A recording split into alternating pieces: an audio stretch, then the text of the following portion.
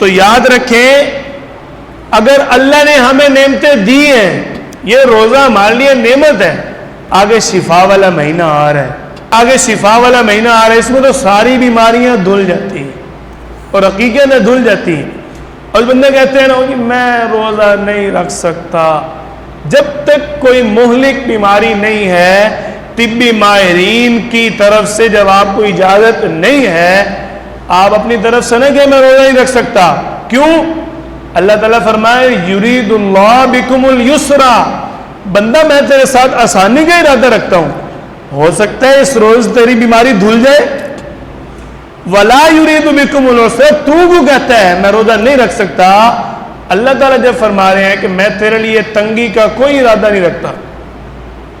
شریعت کے جتنے بھی احکامات ہیں سب کے لیے اللہ نے ایک ضابطہ بیان فرمایا، لا یکلف اللہ نفسا الا وسعها، جس چیز کے میرے بندے میں استطاعت، طاقت، وقت نہیں ہے اس کا اس پر بوجھ بھی نہیں ہے۔